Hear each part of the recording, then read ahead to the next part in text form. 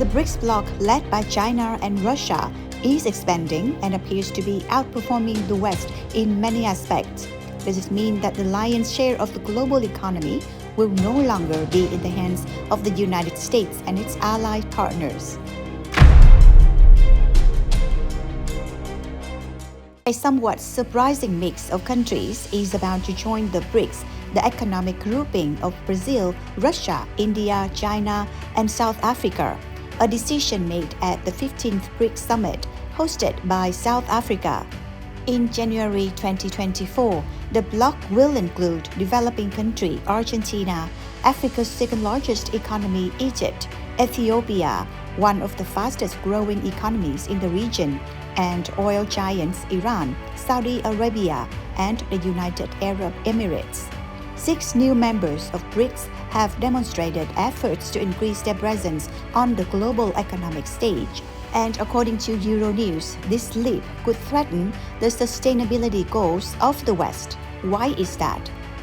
First and foremost, the decision to expand the bloc brings the expectation of a change for the better. As per Euronews, BRICS, which had no clear purpose and many difficulties cooperating among themselves, now started to recruit, and they are not finished.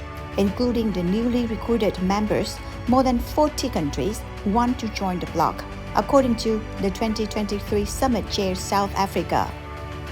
The sanctions against Russia and China over the last 18 months have acted as a catalyst. Christopher Weaver, the CEO of business consultancy Macro Advisory Limited, said, Moscow and Beijing are trying to lower the excessive reliance on Western economies, essentially both having been exposed to what happens if they are penalized. The foundation of BRICS in 2001 didn't cause too much of a headache to the West for a while. The grouping has been around for many years but really hasn't progressed into anything effective or coordinated, Weaver said. Since then, the grouping hasn't had much of an impact on world trade. However, they created a jointly owned development bank, the New Development Bank. The lack of visible purpose and coordination, but tangible differences in political interests and production standards, let alone currencies, left them unable to become a heavyweight champion on the world stage of economics.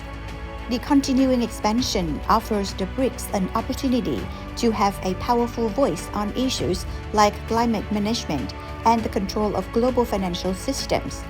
The newcomers may see it as a way to diversify their business opportunities and be less dependent on Western countries and their rules, with the promise of preferential trade terms between members and other incentives to increase trade and cross-border investments.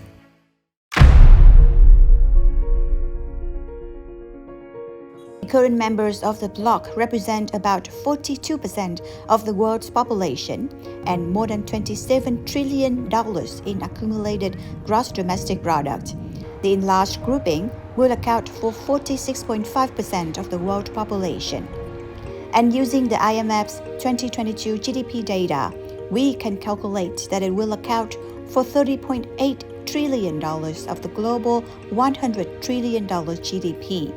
It is certain that the new grouping is hard to ignore as its members sit on 45% of the world's oil production and possess significant iron ore, coal, and bauxite sectors, let alone the key role they have in the world's agriculture. Below are more specific comparisons revealing how the expanded BRICS bloc will seek to claim a larger slice of the global pie in the near future. According to the International Monetary Fund, the expanded bloc will have a share of 37.3% in the world's gross domestic product next year, 37.7% in 2025, and 38.5% in 2028. The EU currently accounts for 14.5%, and the G7 nations, including Canada, France, Germany, Italy, Japan, UK, and US, have 29.9%.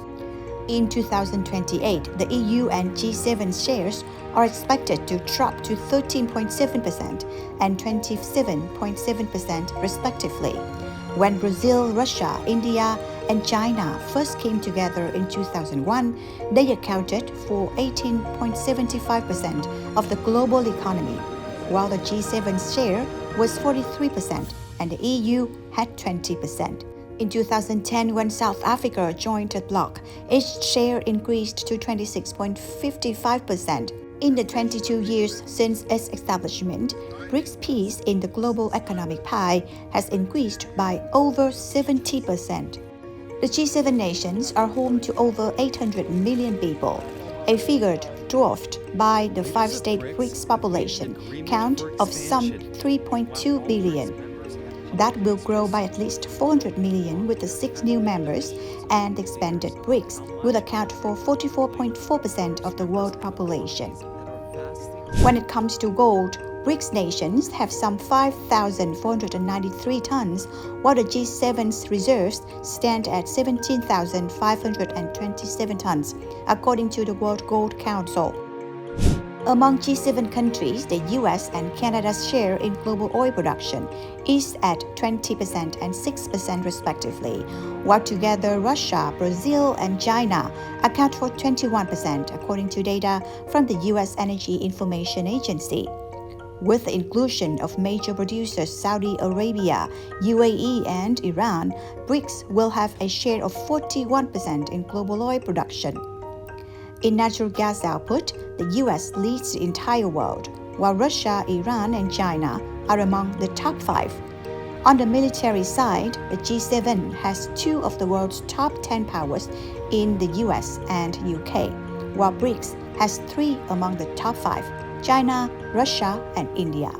In geographical reach, the current BRICS members cover an area of 38.3 million square kilometers on 3 continents, while G7 nations are at around 19.9 million square kilometers. With the 6 new members, the total geographical area of BRICS nations will increase by 8.7 million square kilometers. Another key aspect of the bloc's expansion is its increased presence in Africa, the Middle East, and Latin America, and the fact that it will now have 3 Muslim-majority countries within its ranks.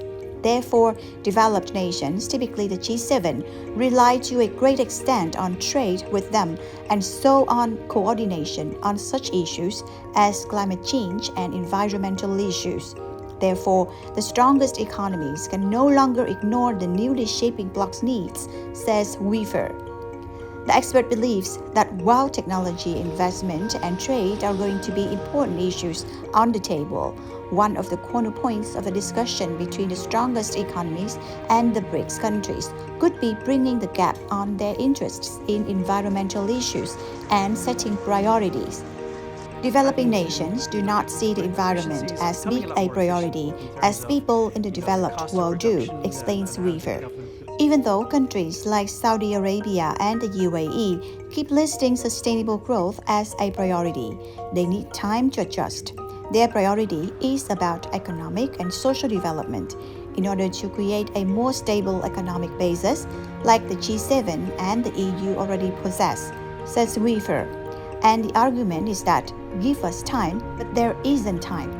I think it is important to get some common ground on how to deal with environmental issues because there is an enormous chasm right now, Weaver adds.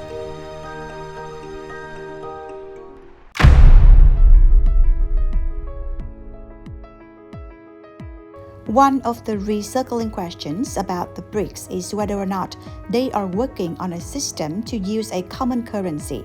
The challenge is comparable to cutting the Gordian knot, says Weaver. Creating the euro took decades, and that was a bloc composed of far less physically diverse and distant countries. Increasing bilateral trade and finding ways to settle that in bilateral currencies is a lot more likely. At the moment, this works only with Russia and China after the country's central banks took years to set up a system to allow it. Recently, Russian President Vladimir Putin said that 80% of the trade between Russia and China is settled in either Russian rubles or Chinese yuan. On the other hand, it has its risks. For instance, Russia is selling a lot of oil to India. But the payments, which are in rupees, are being trapped in the Indian banks because of capital controls and the non-convertibility of the rupee. Realistically, in the next 10 years, the members have time just enough to try to iron out some of these bilateral trade settlements.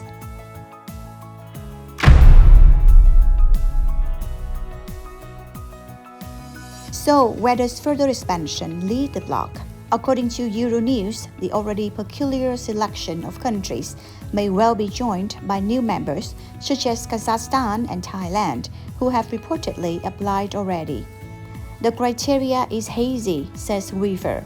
I think the admission criteria is primarily the willingness of a country to join. The reason is that they're just looking for diversification, eyeing countries with a reasonable size. For instance, Indonesia is definitely a target. Also, already existing groups could be invited to join, such as the Eurasia Economic Union and the Shanghai Cooperation Organization. The expert believes that geopolitical events, such as the existing conflict in Ukraine and the potential conflict with Taiwan, are going to keep dominating the world's economic stage. The next 12 months will reveal more about the challenges and potentials the BRICS is about to bring until the next summit. And that's all for today. Thanks for watching and see you next time.